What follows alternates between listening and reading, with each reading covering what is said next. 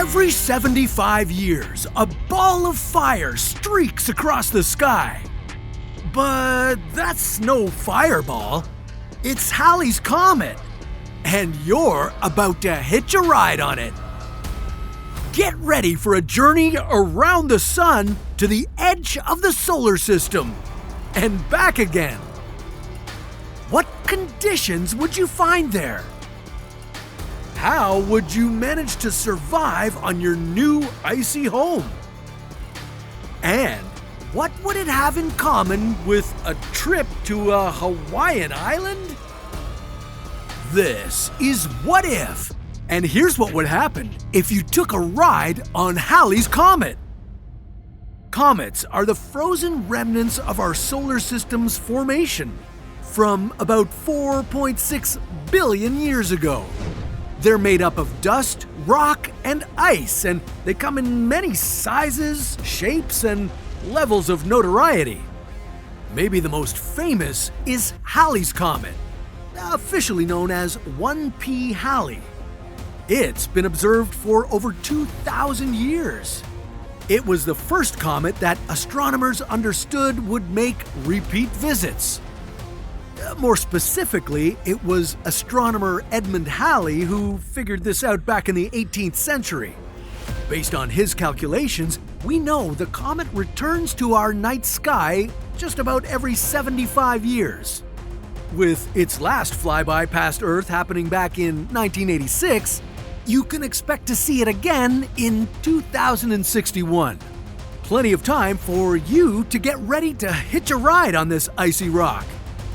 But beware, you wouldn't come back to Earth until the year 2136. 2136? You'll have a lot of time to kill until then, so why not work on yourself using Skillshare? Skillshare is an online learning community with thousands of classes ready to ignite your passion for creativity and desire to learn new skills. Whether you're learning to take your career to the next level or grow your side hustle, this resource has everything you need. And with new classes added every week, available in multiple languages, well, this is the time to discover your true potential. Now, I don't know if you know this about me, but I'm a very passionate singer and I've been working on my voice. And with Valerie Borehouse's Singing Like a Star class, well, I've been working on more than just singing scales. I've been looking for my vocal personality. Yeah, I'm learning to find that balance between using too much power and not sounding too breathy. Trying to create my own unique sound. Well, that's my journey. What interests you? Well, find out now, because the first 1,000 people to use the link will get a 1-month free trial of Skillshare. That's thousands of classes with teachers around the globe, sharing their knowledge for free.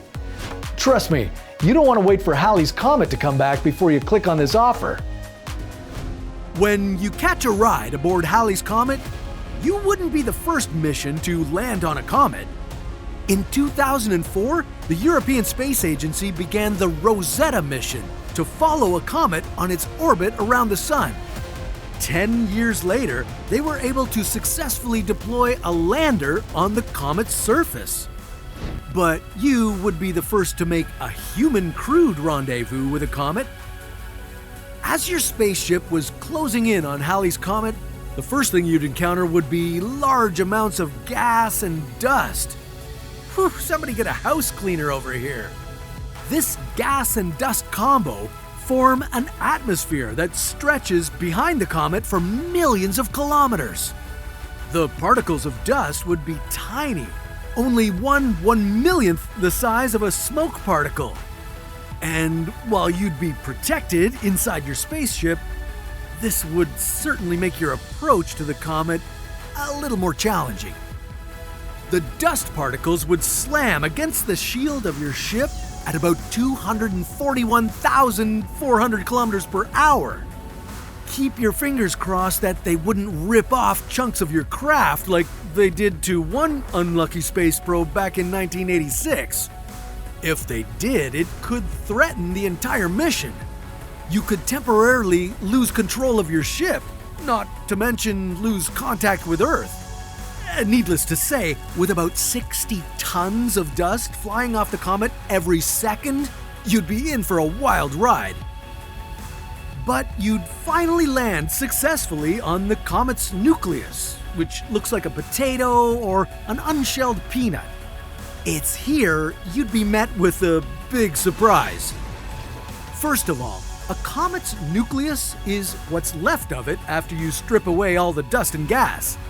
And the nucleus of this particular comet has a total surface area that is similar in size to the Hawaiian island of Lanai.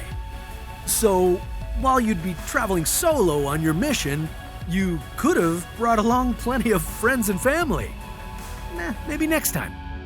But you'd be in for another surprise too. While you could have imagined that something made of ice would be white and bright, you'd find the surface more like an incredibly dirty snowball. That's thanks to a thick layer of dust that's blacker than coal. This makes Halley's Comet one of the least reflective objects in the solar system. It only reflects about 3% of the light that falls on it.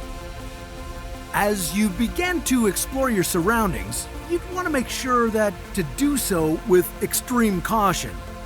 The surface gravity would be far too low for you to walk around freely.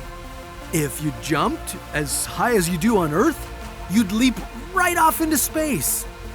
Hopefully you didn't imagine bouncing on a trampoline on your journey around the solar system. But that doesn't mean there's still not a chance you could accidentally get bounced off anyway.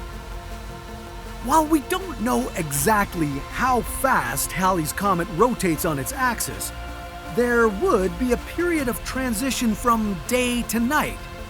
The safest thing for you would be to stay on the night side as much as you can. As you already know from your hazardous approach, the comet is heated by the sun. As it heats up, the gas and dust particles are ejected off its surface, and they could take you with them. And you better buckle your seatbelt because the closer you get to the sun, the faster you'd be traveling. Rounding this first destination on your trip, you'd be moving at about 196,000 kilometers per hour. Hopefully, you'd be equipping your spacecraft with a good temperature regulator, because thanks to the heat-absorbing powers of that dusty black surface, temperatures on Halley's Comet would reach a blistering 87 degrees Celsius. But as you head further away from the sun, things would become cooler and cooler. Traveling past Mars, the gas giants, and ice giants into the Kuiper Belt, you'd eventually have to deal with temperatures as low as minus 220 degrees Celsius. If you planned to stay alive for the duration of your trip, you'd need equipment to make breathable air and drinking water from the comet's water ice supply. To keep everything up and running, you could harvest electricity from the kinetic energy of the comet itself. Remember, your journey is long, more than 75 years, and as you reach the edges of our solar system, you'd also slow way down. Here, you'd be practically crawling at only 3,200 kilometers per hour. And now, as you begin the long journey back to Earth, you'd catch a front row glimpse at how Halley's Comet is falling apart. With every loop it makes, it loses somewhere between 1 to 3 meters of material. Scientists estimate that comets can survive a maximum of 1,000 trips around the sun.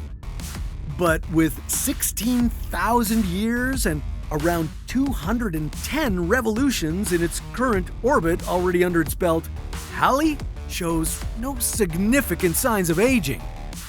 Just don't invest too much in property on this dark, rocky mass.